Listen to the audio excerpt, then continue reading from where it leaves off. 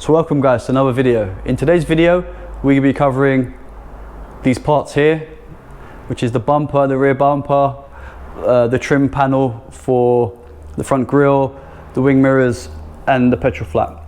I've just come back from the body shop, picked those bits up. Unfortunately they were in the car when the car got transported from the body shop to the workshop and they got damaged. I held on to them for a few weeks, and just today, this morning I went to pick them up. They're all done, so I can actually put these bits on the car. So we're going to concentrate back on the outside of the car. Going to remove the old exhaust system, which I'll show you. I mean, here's the bits which look really, really cool. They've done a really good job. So I can actually put these on now and get the door cards done. Also the front grille, obviously that's not going to go on yet. Petrol flap can go on, and as well as I have over here the rear bumper. Let me get some light on the situation. It's all looking very, very good. So yeah, so today's job is going to be fitting these bits on. Okay, so the first job is, before I fit the bumper, I'd actually like to remove the standard exhaust system. So yeah, it's on there, so I'm just going to start by taking off the rubbers and removing this old rusty exhaust system off the car.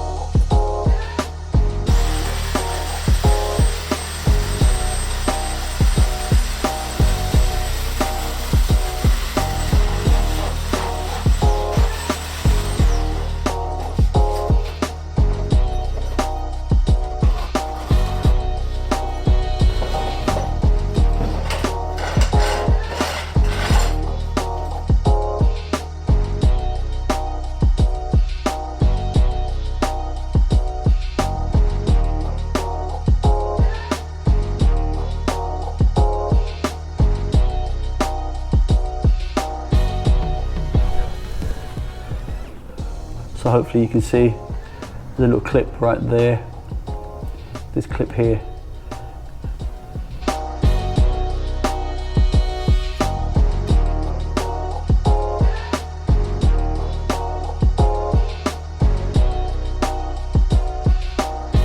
So yeah, you put those two clips in, which I've just showed you. They kind of go around this way. You have to maybe lever it out a little bit, the bumper.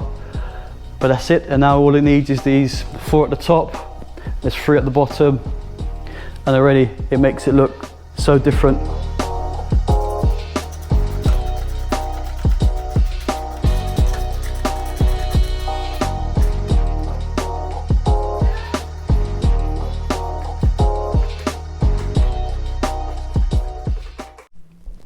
So all that's left now is to put these little clips on. It's all about the little details. I like everything to be matching and perfect. I think some of these bumpers, I don't know which ones they are, if it's the early ones or the later ones, have these two different styles of, one has like a strip that goes all the way across. I think this is an early bumper. This is actually a second-hand original bumper. Sometimes it's a better fit than I think. So yep, so that's all done. All looking box fresh. It's all about the freshness. So yeah, it's all fresh.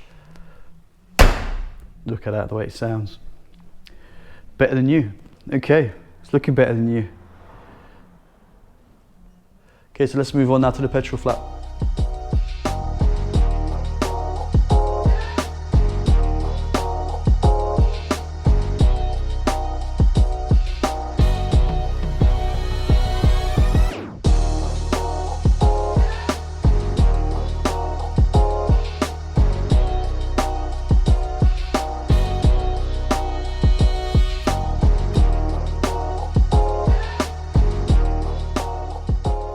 So while I'm walking around the car, actually, I'm just showing you these color concept side molding badges on. It looks pretty cool. You know, due to it being an open air, as well as all the interior is going to be color concept blue, I've badged it a color concept. So while I'm here, actually, it might be a good idea actually, so I can walk you guys through, because maybe you guys have a few questions of why certain things still haven't been done, and I'll explain it to you quickly, as quick as I can. So you've got 5100s. These are the wheels that we'll be running, obviously not with these tires. These are RX2s 504s. We'll refurb them, probably the same color actually, this anthracite, and the thing, it looks quite good, so still undecided yet. Side skirts, wheel arches. I've sourced some really good condition wheel arches. They're coming from my good mate Leo in the UK, so they should be here next week, so they'll actually go on soon. So the bodywork, the kit will look more complete. Wheel arches, I mean, sorry, side skirts. As anybody's got a Mark III knows, these things are a nightmare to try and source. The little end caps, the little top trim that goes on top, and I'm still looking.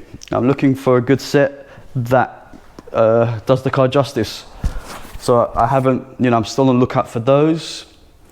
Door handles, you're wondering why I haven't put the door handles on, because I don't know if you guys have seen, there's a project that I've done earlier on in the year, which was the 3.5 ABF conversion, which is a color concept. The reason why I bought that car was to break it for its parts, mainly for the front seats, the red switches for the windows and all the rest of that kind of stuff. And then it kind of got out of hand, and I used it for a little bit, and I fitted the ABF into it. But that car's actually getting broken now for parts. So there's parts going to be up for sale on that car. And there's a lot of that car actually belongs to this car, like the 312s, front disc and pads, calipers and carriers, the whole rear beam with the 256 vented rear conversion also belongs to this car. Like I said, the front seats, the switch gear, what else is off that car that is needed for this one? Tires, wheels, because I will have two sets of these. I'm going to run these RXs as well as the RWs, so that it'll alternate between those kind of wheels. So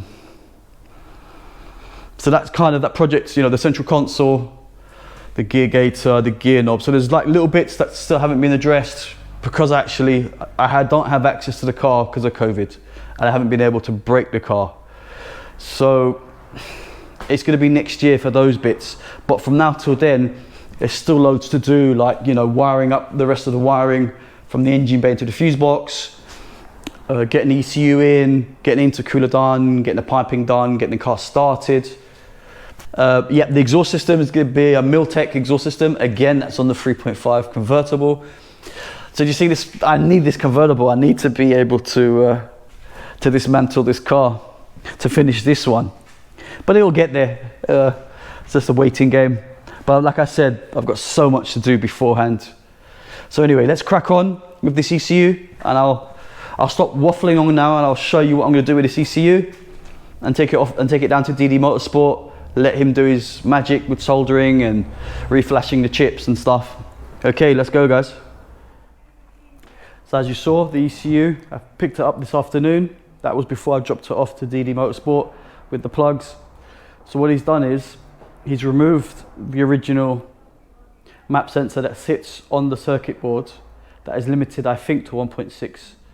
I can't remember, it's 1.4, 1.6. So he's removed that off the circuit board, drilled through where the vacuum would have gone through, and run the 3 wires. He used that kind of connector that I gave him with the pins, so it's easy to disconnect, and he extended it. And this is the map sensor that you need. This is the part number, which is off a 130 and the 150 PD Mark IV Golf. It's like a 12mm as well, so I need to get a housing for that, but I'll do that later. And that's it, it's pretty easy. So also, the other thing that he's also done to this ECU is that he's obviously soldered off the old chips, soldered in holders, and then he's put in new chips that you can write on, and he's used the software basically off the AFN, which controls the VNT, and then all you need to do is the valve that would have controlled it now controls the N75 in the same way. So you just need to wire a vacuum to that, and it'll be perfect instead of boost. So there you go. It's pretty straightforward. But you also, the ECU that you need to use is the one with the aluminium casing. I've painted this all black, but if you, as you saw just earlier on in the video, it's the aluminium casing is the one that you need to use. If the early 1Zs and some AHU ECUs with the plastic black cover, those are really, really old. You can't actually update them to control the VNT. So basically this ECU is pretty much identical to the 110 AFN, which is able to control the VNT once you put the software and the chips in it. So it's pretty straightforward. Thanks for watching. Subscribe, ding-a-ling-a-ling, click that notification bell, and there'll be more updates on the intercooler in the next video.